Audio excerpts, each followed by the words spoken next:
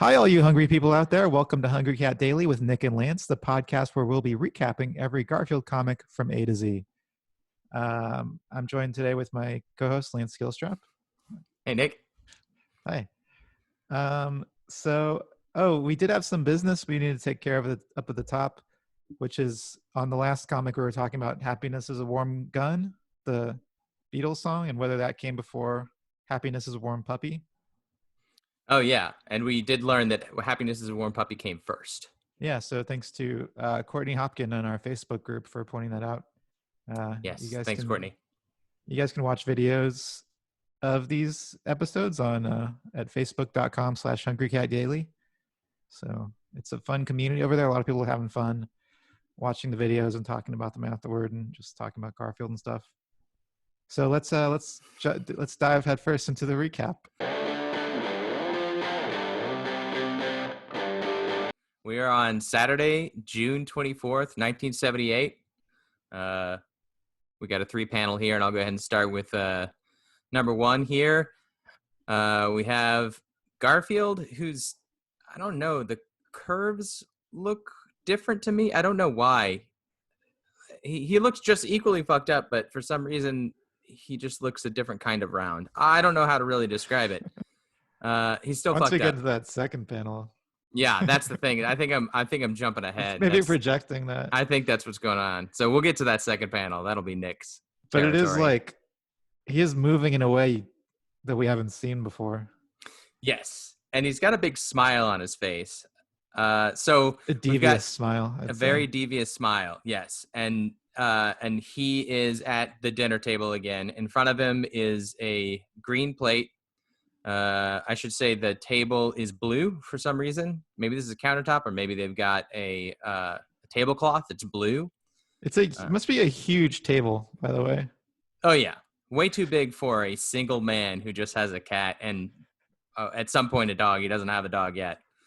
We've got this table must. It feels like it's the size of the room. Maybe it's just because. It looks like it's the size. Yeah, it looks like maybe the size of a pool table, which is a pretty big dinner table. Yeah. So, also like an orange, reddish orange background. So we're in the reddish orange room. I don't think we've seen this room yet. So I'd say this is like a peach colored. You call that a peach color? Yeah. I will point out that in the previous dinner comic, we had a lavender background with a green tabletop.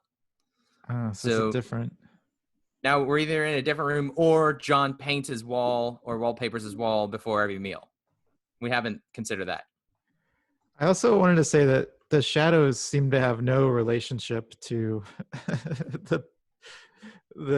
haven't got to the shadows yet. Yeah, because the shadows are like in the shape of clouds. Yeah, the shadows on the shading on the wall, and it looks like they're in the shape of clouds, and I don't understand that one bit. So to the left of Garfield is John, who looks very surprised, and it looks like he's surprised because Garfield is slapping I'm gonna say hamburger patty. I'm not reading the final panel because I don't want to be spoiled. But I'm saying it's either a hamburger patty or a hot dog link. It says slap. Garfield's whooshing his arm, and then the hot dog link or hamburger patty is flying off the plate, assuming it's flying off the plate. And John is like big-eyed, super surprised. Garfield's like looking very smug about it. Yes, he is looking smug. Okay, so the second panel.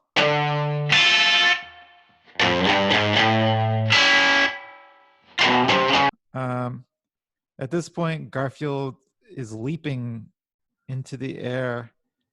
He's like a big round ball shape, which, I mean, we're used to his classic early days as being like a big orange gravestone, but now he looks like a big orange beach ball, and he's leaping through the air to this hamburger patty that he slapped across the table.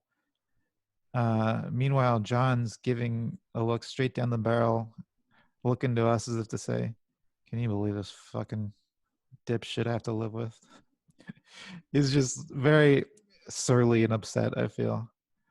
Um, and Garfield's got a big old grin on his face. And the shadows are now entirely different. It's just like a straight rectangular shadow. Like, I know that the objects have changed, but the way that the shadows changed don't really match up with that, I feel. Like a TV or something. Yeah. Can I point something out? Two things out, Nick? Or do you want to finish describing? No, I think I'm done. Okay. So Garfield's legs are pointed upward. So if he had jumped out of his seat, it would make more sense that his legs were pointed downward because he leapt out of his seat, but they're kind of pointed upward, his rear legs. Oh yeah. I don't understand why. And then the next thing is that if you look at the previous panel, he's slapped away that I'm going to say hamburger patty. It's about a foot away from the plate in midair with the lines as if it's still flying through air. Now we're in the next panel. The patty has fallen down directly down from where it was before. Oh yeah. As if the momentum just stopped and the table, like gravity just pulled the patty directly down onto the table. Yeah, or like an X-Man had stopped time or something. Yeah, one of the X-Men. Like Quicksilver had like run into the scene and grabbed the hamburger patty, like sniffed it and said, "I don't want to eat this," and then put it right down on the ground there or on the table. If he did, it didn't surprise any of them. Well, they wouldn't have seen it because he was so fast. Right, but they would have seen the patty move. Oh yeah, they're not surprised by that. Okay, so now we're into the third panel. Which, just side note, he's dated and signed both the third panel. My sister's birthday, June 24th. Oh, interesting. Happy birthday, Elisa. Yeah, if she goes back and listens to this, happy birthday. If she decides to re-listen to this episode on her birthday, happy birthday. So now Garfield is no longer amused. He's back to just looking grumpy and sad. The patty is right in front of him. Jim is now looking very smug.